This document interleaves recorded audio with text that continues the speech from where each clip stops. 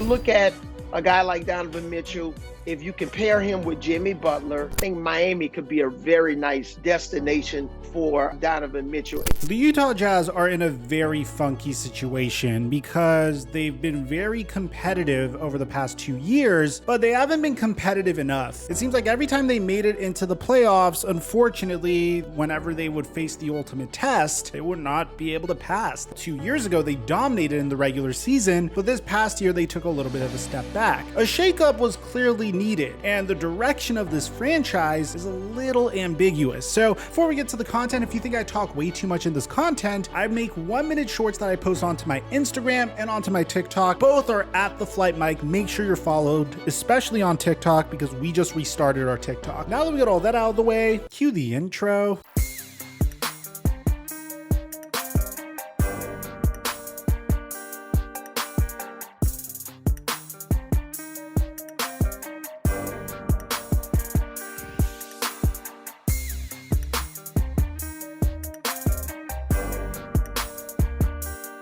Mic check 1 2 1 2. What's going on, everybody? Look, I know that the Utah Jazz traded one of their franchise cornerstones over this past offseason in Rudy Gobert. And honestly, a part of me was kind of looking at the Minnesota Timberwolves a bit funny after they made this trade. After all, my video title for this trade wasn't even Rudy Gobert gets traded to the Minnesota Timberwolves. It was straight up the Utah Jazz robbed the Minnesota Timberwolves. And as time went on and I let it marinate in my head, I understand why the Minnesota Timberwolves made this trade. From a pure X's and O's standpoint in the modern NBA, it makes no sense to me at all whatsoever. I'm going to be honest about that. But in the sense that the Minnesota Timberwolves are tired of being a mediocre franchise that isn't even close to being competitive when it comes time for the postseason, and now that they have a core of Karl Anthony Towns and Anthony Edwards and D'Angelo Russell that they could be proud of, they wanted to show their fan base that they're all in on their young stars and D'Angelo Russell. And when you take a look at the Minnesota Timberwolves advanced statistics, the Minnesota Timberwolves finished 7th,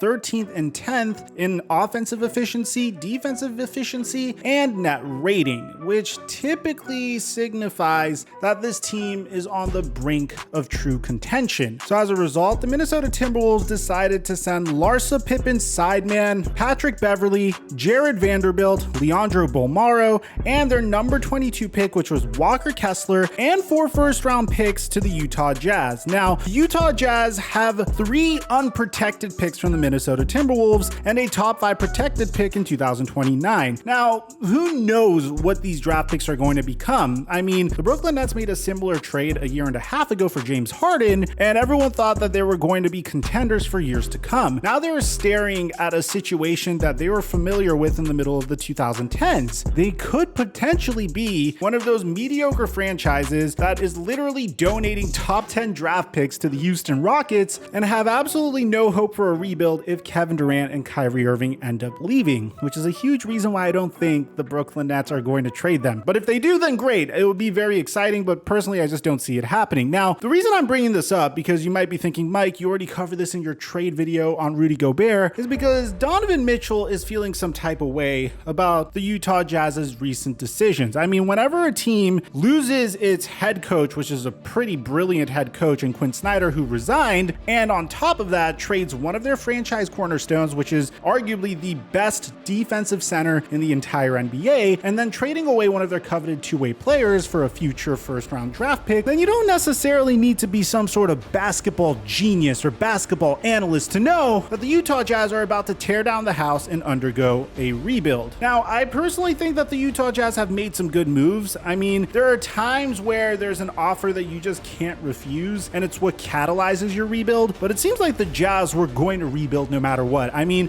they traded away Royce O'Neal for a first-round pick. Before they traded away Rudy Gobert, they decided to hire the youngest coach in the entire NBA, which I'm personally excited about, in Will Hardy, which should be a lot of fun, because when I saw this happening in the NFL. My evil twin microphone covers the NFL if you guys happen to be NFL fans. But the last time I saw this was in the NFL with Sean McVay, and the team that ended up doing this reaped the ultimate prize. I mean, getting yourself a head coach that you could be proud of consistently, that has energy and can relate to the players, is so valuable. And I'm excited to see if this is going to start some sort of youth revolution in the NBA. But Donovan Mitchell feels a little iffy about this, and you could tell. The first thing he did was tweet out, "Build up to tear you down." So look, I'm not going to go and analyze this because it's extremely cryptic. This could easily be a reference to Donovan Mitchell's social life, or you could clearly be making a reference to the Utah Jazz's rebuild. I personally don't think there should be much stock to be put in this. But what is kind of concerning is that Donovan Mitchell actually had some contact with the Utah Jazz's front office once this happened, and he was just asking what their plan was after the trades were made. Obviously, when you see a team undergo a rebuild and you're locked into that team on a 5-year, $163 million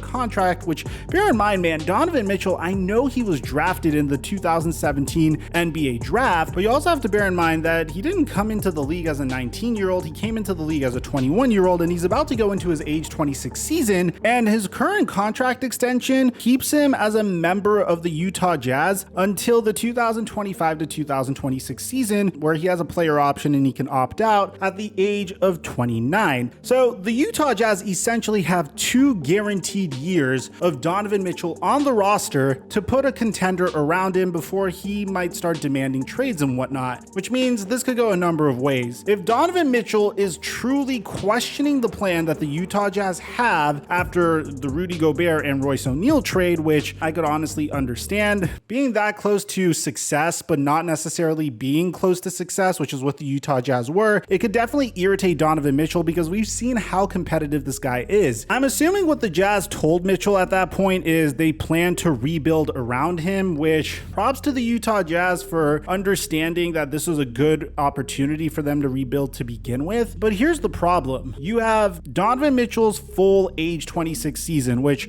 my bad, they technically have 3 years of Donovan Mitchell. I said 2, that's a mistake. It's 3 years.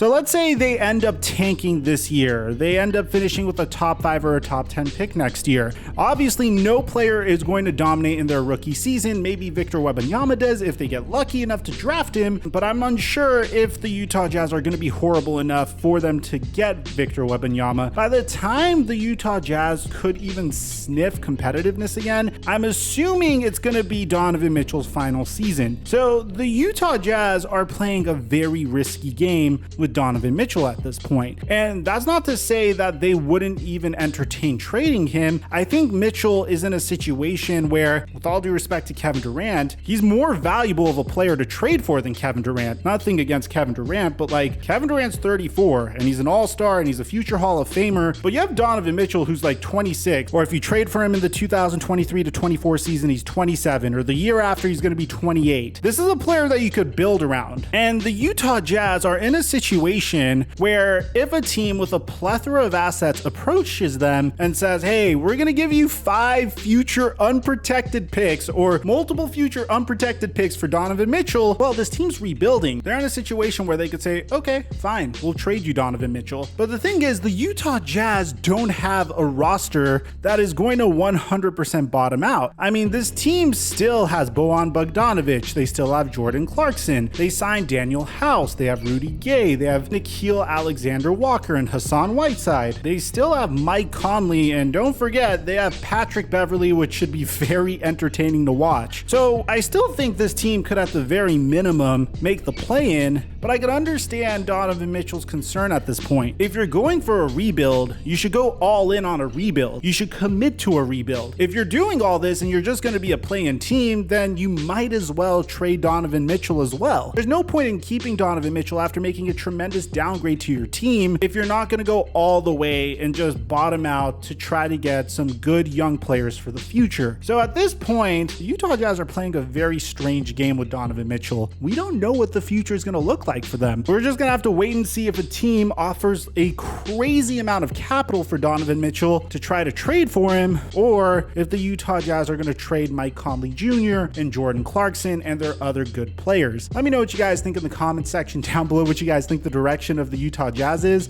Aside from that, I'm your boy Mike, and I'm dropping our mic until our next upload.